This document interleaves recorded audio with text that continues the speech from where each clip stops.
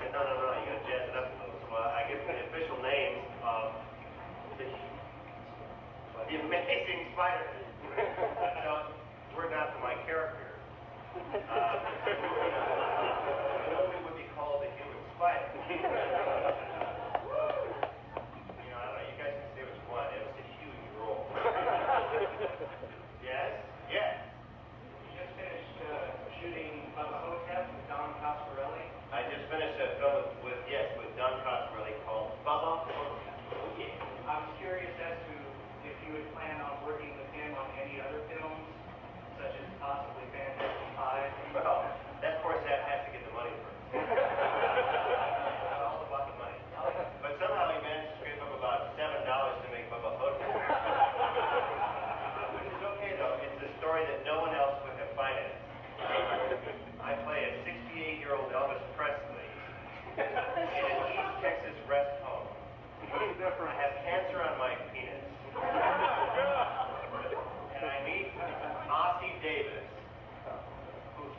Jack Kennedy. Does he go around molesting the patients? What's that? Is he going on having sex with patients like the rest of the Kennedys do? Yes, he's very paranoid. He thinks they dyed him black. He's part of his brain alive on batteries at the White House. And this man is convinced that a mummy is sneaking into the rest home and sucking the souls out of the old people in the rest home. And it turns out that he's right. So Elvis, who's, behemoth Elvis, puts on his best white jumpsuit, which doesn't fit anymore. But what's cool, it's actually made by the guy who has the patent of all the Elvis stuff. So it's actually pretty cool in a non-fitting sort of way. And we team up with Jack Kennedy, who's in his electric wheelchair, and I'm in my walker. And we kick that mummy's ass.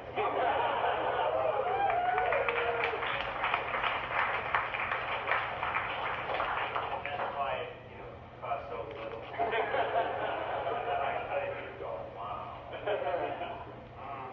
Yes.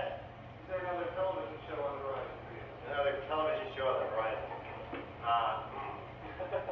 Why do you ask that? What other two?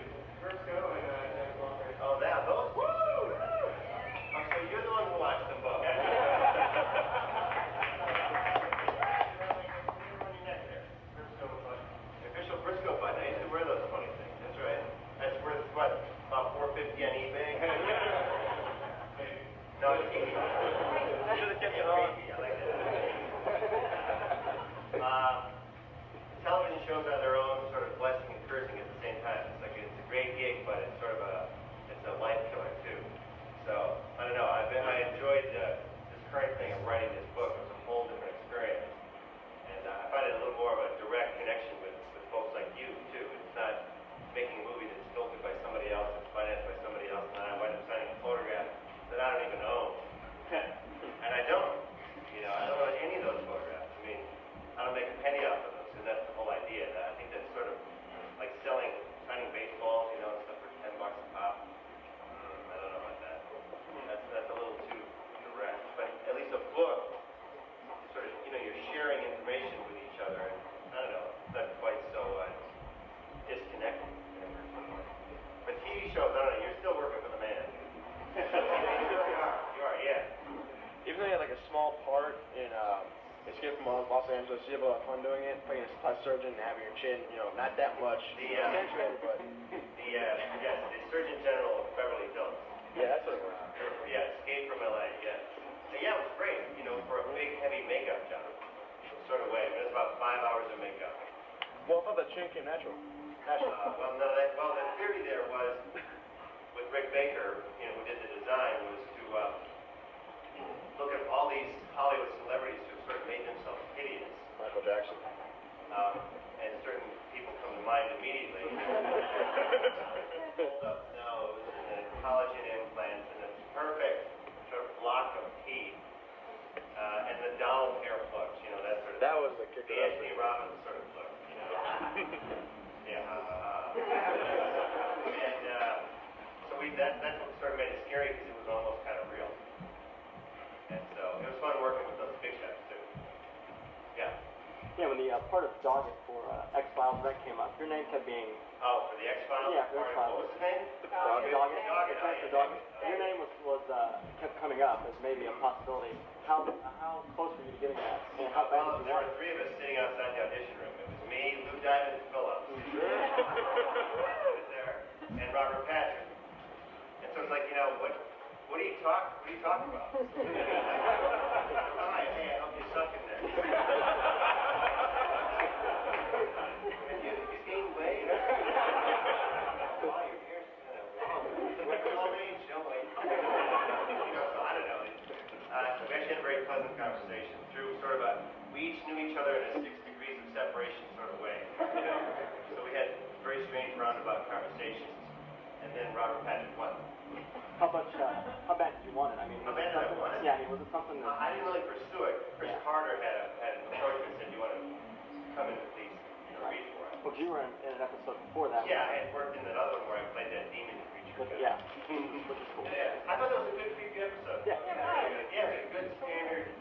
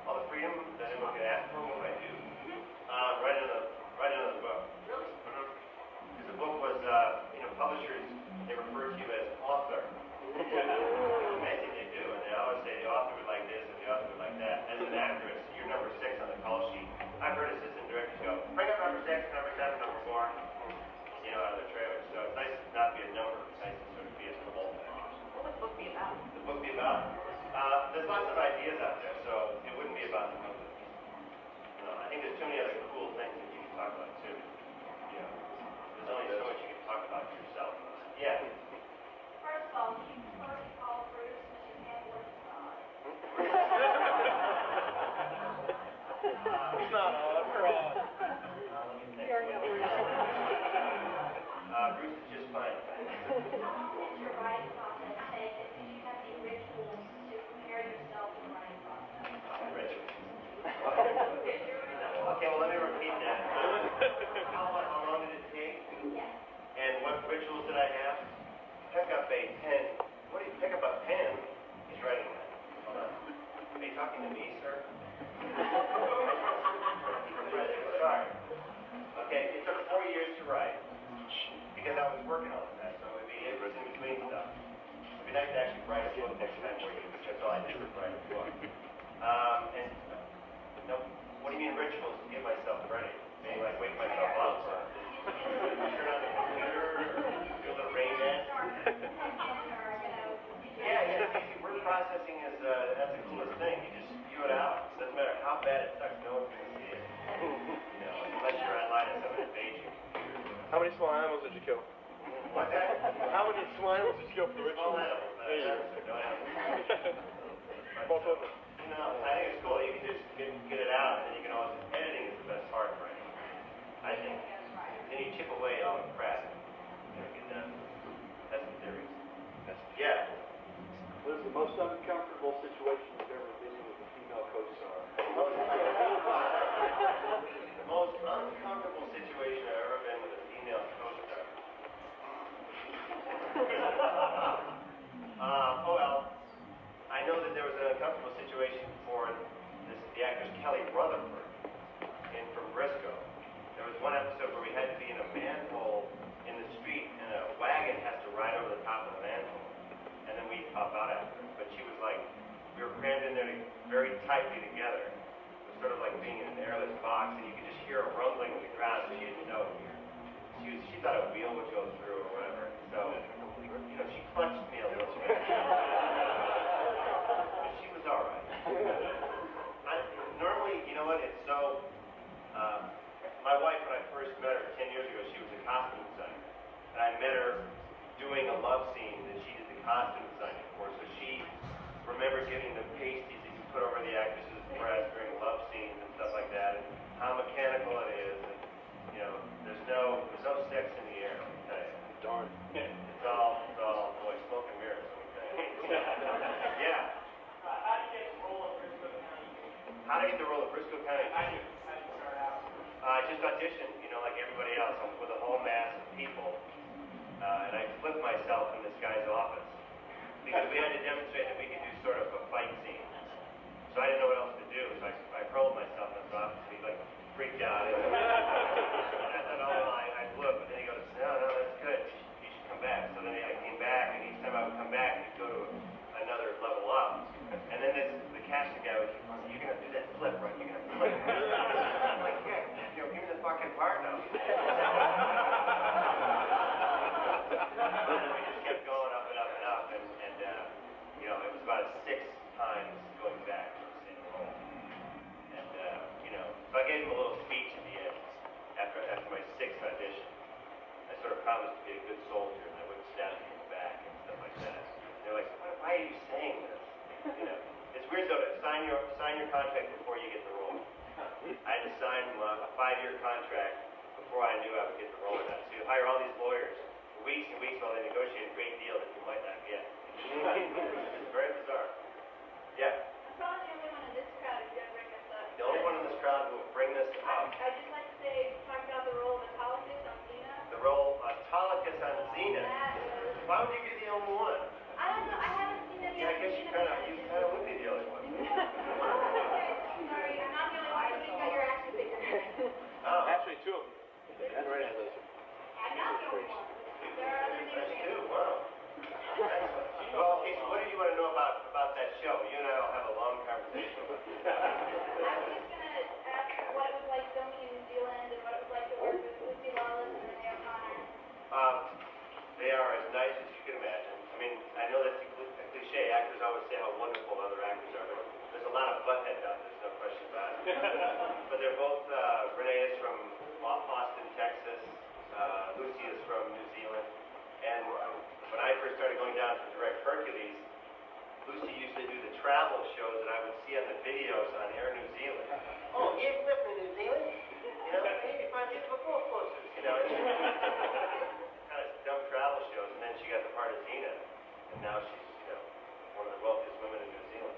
But they're great. They deserve every bit of it. Yeah. Were you kind of disappointed when you found out that Jack of all trades wasn't going to last that long? When I'm disappointed when Jack of all trades got canceled? No, it's the same thing of being disappointed when Bristol got canceled one season. Well, actually, Bristol was you're sprinting the whole time, and physically it's not bad that it gets canceled. That's what the TV show is. You have to sort of give it your best shot every day, every week. It is like working in a factory. I know you guys might not believe that, but it really does sometimes have a feeling that you're shoveling coal. I thought Bristol was pretty.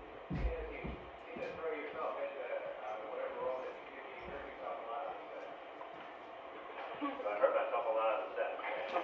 Sam Raimi tries to hurt me a lot. He does. He never quite succeeds, but he tries. You know, I mean, an Army of Darkness in the dock, and we're being dragged into the courtyard, you know, and all the villagers are supposed to be throwing crap at me. Sam, you know, standing right off camera, real potatoes. Was he grinning? You know, that's what they would do. They'd have real potatoes, you know, and like, oh shit, he's gonna hurt me. Was he really smiling? So I couldn't pound him because he was the director who needed him. I could maybe blacken one eye so he would see more two-dimensionally. Yes, in the back. I was wondering if there are any fond memories from Escape from LA you'd like to share? Fond memories from Escape from LA. Do you have fond memories of Escape from LA? Does it bring back old memories when you watch it? I ever see one. My God, they're real. So you want me to say that line? I mean, am I your little monkey? It was a very pleasant experience. Because, guys like Kurt Russell are very normal. Very, very normal. Is that sort of a warm enough? Also, the fun part was like seeing It's like, like you're setting me up for something. Right there. Due to the somewhat obsessive nature of your fan base, Somewhat obsessive. I want to make sure everyone hears this. have you had any interesting experiences with your fans? Interesting experiences with fans. Just sort of anatomy things. Okay. Like because of signing, you know, we've signed a lot of skulls, a lot of cheeks, a lot of breasts, and in order to, you know, sign correctly. You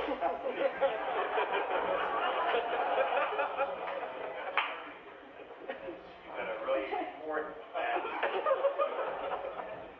I mean, I do give her the option of assisting, but really as the expert here, so, and it also can't be clammy. Any body parts. I tried to sign a buttock once at a convention in Cherry Hill, New Jersey. And it was a little difficult because it was not a smooth buttock. It was sort of a clammy buttock. It was sort of stiff. Other than sort of attempting to sign body parts, no major incidents have occurred as of yet. How old are you? 11, right on. What are you doing here?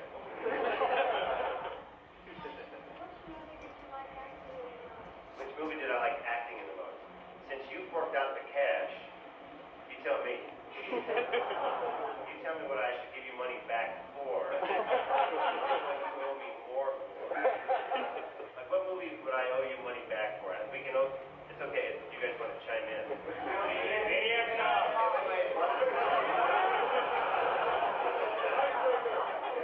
Maniac Cop? I like that. Okay, I'll give you $2.50 for that. But McHale's Navy. That was Anyway, I want to remind you something. McHale's Navy was one of my favorite TV shows as a kid. So, okay, whatever about that. The guy who directed the pilot episode of The Adventures of Briscoe County Jr. He did a really good job. So I thought, okay, my favorite TV show with a good director. Okay, the script sucks, but whatever. And unfortunately, the script sort of sunk that little boat. So, Herbie the Love Bug? No money back for that. No, it was fun. I had a chance to work with Dean Jones, who was like the big shot of Walt Disney in the 60s. It was like coming to pay an homage to him, because Dean Jones, whether you like him or not, is one of the most successful actors ever. had the fewest like rate of bombs. He was like the Jim Carrey from Walt Disney. It's true. So sometimes you do that for, and I have 2 kids now, so it'd be all right if they saw something where no one got decapitated. That would be okay. Yeah. Do you have any interest in directing a feature-length film? Interest in directing a feature-length film. Do you have any interest in financing a feature? All right. You and everybody else. I do the $7 film, but Yeah. Well, we'll get started tomorrow on it. You have your people know it. That's really all about money. That really is it. And then sometimes you get distracted by work, and then other your little pet projects go away for a while. Yeah. since you enjoyed the writing process so much, do you think we might see another book, maybe something fiction, horror, sci-fi, something? You will absolutely see another book.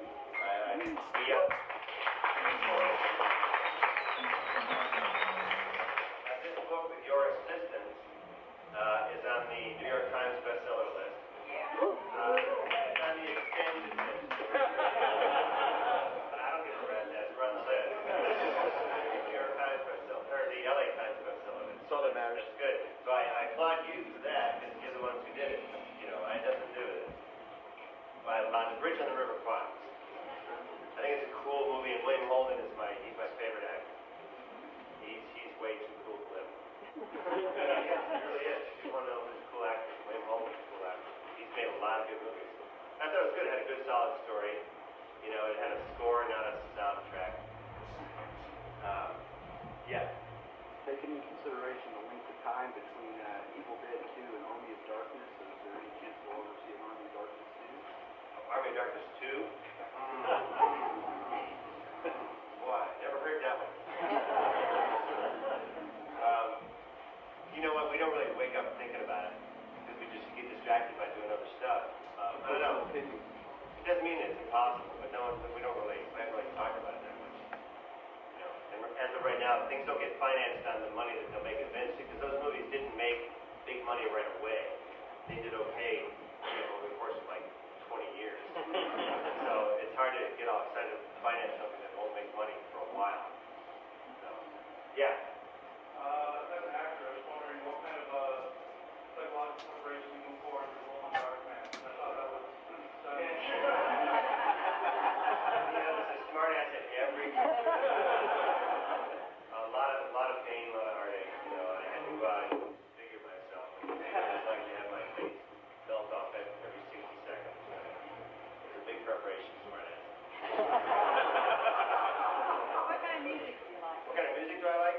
Oh, non-hip stuff. I'm a sucker for 70s music. Carpenters, only because when I was like 4, that's the first music I ever heard. Carpenters, it's like, oh, I guess this is pleasant. References, it's the only station I think you could get by the Carpenters. So anyway, I'll take Jim Croce, guys like that. What band do you like? Like, I don't know. Yeah. If you could work on a film project with someone that you've never worked with before, who would it be? Film project with someone I've never worked with before. I don't know, some big shot who's still around, like Robert Redford, one of those guys. When I was a kid, he was way cool. Robert Redford. So he's been around a long time. Yeah. You could find one celebrity. Wow. Wow, boy, that's it. Sam Raimi. Choice. Sam Raimi. Yeah, no, not him. No, Sam's a scrapper. He fight dirty. Never want to fight. That's a chainsaw. Yeah. Yeah, William Shatner. I thought, William Shatner, I have to say, for some reason, people sort of snicker when you say William Shatner. When I watched the first Star Trek series, there was nothing parody-like about him. I thought he was great. I thought he was really great. He was just a cool, fit actor. He did a lot of his own fights. He was a little, bigger than life, but so what? He was a good captain of that ship, and it was only later that, for whatever reason, I don't know how, maybe it was a Thomas Margarine edge or something. I think you could take it as long as you didn't have a red shirt on. Yeah,